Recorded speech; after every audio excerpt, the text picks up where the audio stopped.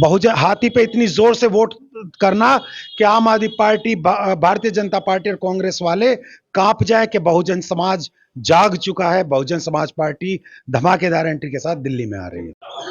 नमस्कार दोस्तों, दिल्ली विधानसभा चुनाव को लेकर के जिस तरीके से सरगर्मियां बढ़ चुकी हैं, उसी में बसपा की जो एंट्री है, कहीं ना कहीं इस बार दो खेमे की जो लड़ाई बार बार नेशनल मीडिया दिखा रही है कि एक तरफ भारतीय जनता पार्टी है, दूसरी तरफ आम आदमी पार्टी। तो क्या दोनों के बीच में जिस तरीके से बहुजन समाज पार्टी की इस बार एंट्री हुई है और बहन जी ने जिस तरीके से टिकटों का वितरण किया है, तो क्या वाकई में दिल्ली विधानसभा का चुनाव इस बार कुछ नए रूप में देखने को मिलेगा क्या? यानी कि दिल्ली की सत्ता में एक बड़ा बदलाव होगा।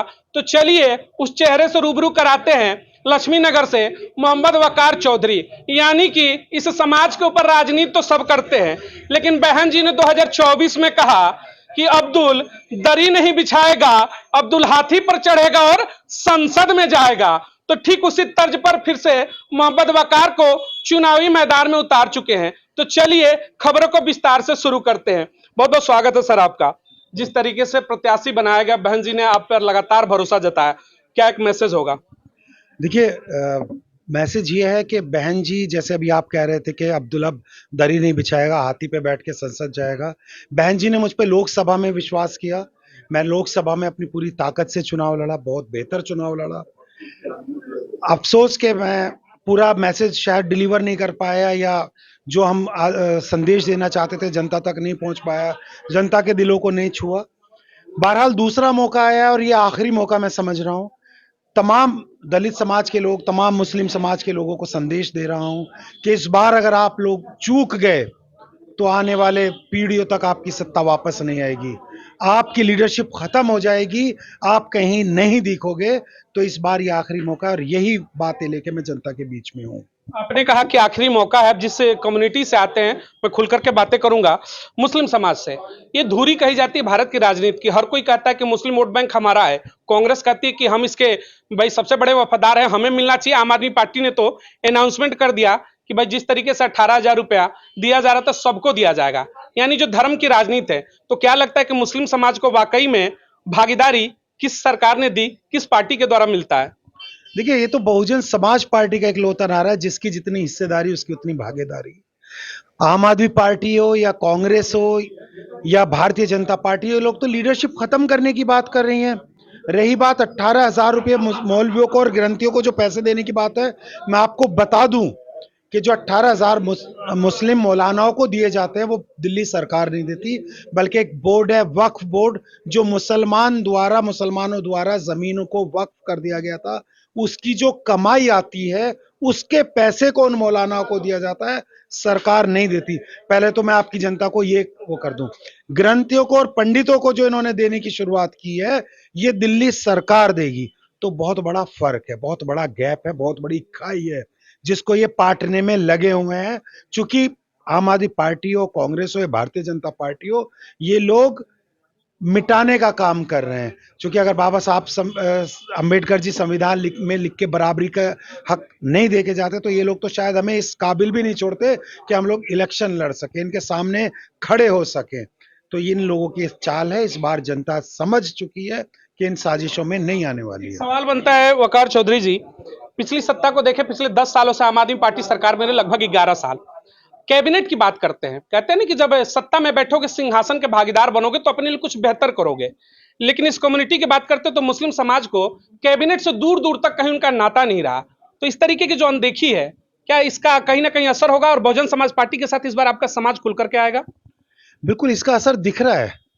मुस्लिम समाज की भागीदारी बिल्कुल नहीं दे रहे। देखिए, यहाँ पे 15% तकरीबन मुसलमान है दिल्ली में, और 6 से 8 सीट ऐसी हैं जो मुस्लिम डोमिनेटेड कहा जाता है, बिल्कुल, जो सिर्फ निर्णायक मुस्लिम वोट रहती हैं। बाकी पूरी दिल्ली में इसका हर सीट पे असर रहता है। लेकिन अगर मैं भागीदारी की बात बताऊं तो कहीं पे भी देने को तैयार नहीं है। एक मंत्रालय दिया, उसमें भी एक डिपार्टमेंट, सिर्फ पोल्यूशन डिपार्टमेंट देके एक मंत्री सिर्फ नाम के लिए रबर स्टैंप बना के आम आदमी पार्टी ने दे दिया। तो भागीदारी से तो ये लोग दूर भाग रहे हैं। भारतीय जनता पार्टी तो देना ही नहीं चाहती है। उसने तो जो हज कमेटी के अध्यक्ष, जो हज हाउस है, जो हज मंत्रालय है, उसका अध्यक्ष स्मृति ईरानी को बना दिया था। तो ये तो बड़ा अफसोस की बात है। इसलिए हमें समझना पड़ेगा तमाम समाज को समझना पड़ेगा कि अगर हमें अपनी बराबर की हिस्सेदारी चाहिए, हमें अपनी बराबरी चाहिए, तो बहुजन समाज पार्टी को ही लाना एक पड़ेगा। आखिरी सवाल बनता है, जब आपके पिछले राजनीति की बात करते हैं, मौजूदा दौर की सरकार आम आदमी पार्टी में आप रह चुके हैं, अनुभव क्या रहा? आखिर एक मुस्लिम समाज के युवा नेता को जो दिन रात जनहित के मुद्दों पर लड़ता है, समाज में अपनी बातें रखता है, पार्टी क्यों छोड़नी पड़ी? ऐसी मजबूरी क्या हुई और बसपा क्यों ज्वाइन किया? देखिए, आम आदमी पार्टी एक प्राइवेट लिमिटेड कॉर्पोरेट कंपनी बन चुकी है, जहाँ पे मैनेजर्स होते हैं, जहाँ पे सीईओ होते हैं, जहाँ पे एचआर डिपार्टमेंट अलग होता है। तो कहीं न कहीं ये लोग राजनीतिक लोग नहीं हैं। ये लोग इस पार्टी को एक प्राइवेट लिमिटेड कंपनी की तरह चला रहे हैं, जहाँ पे एक राजनेता तो नहीं रुक सकता। या तो चापलूस रुक सकते हैं, या वो लोग जिन्हें राजनीति की एबीसीडी भी यानी पता मुस्लिम नहीं। समाज को मान सम्मान नहीं वहां पर, ये आप कहना चाहते हैं? मुस्लिम समाज को तो बिल्कुल अनदेखा, एक लीडरशिप नहीं निकलने दी। एक अमानतुल्लाह खान जो इनके विधायक थे, वो उन्होंने थोड़ा आगे बढ़ के बोलने की कोशिश की, उसे ठंडे बस्ते में लगा दिया। एक दलित समाज के नेता उन मंत्री रहे, उनको मंत्री पद में उन्होंने बाबा साहब अम्बेडकर की तारीफ कर दी, तो राजेंद्र पाल गौतम जी ने उनको ठंडे बस्ते में लगा दिया। ये काम कर रही है वो, दलितों को और मुसलमानों को तो चाहती नहीं। राज्यसभा में भेजे यहाँ से सांसद दिल्ली से और पंजाब से 13 सांसद, ना एक दलित भेजा, ना एक मुसलमान भेजा। क्योंकि आपको वोट नहीं दी थी दलितों ने? क्या आपको वोट नहीं दी थी मुसलमानों ने? ये जो इनकी कथनी और करनी का फर्क है, जनता जान चुकी है। जनता अपने वोट के सहारे से दिखा चलिए, देगी। एक आखिरी मैसेज क्या होगा जनता के लिए?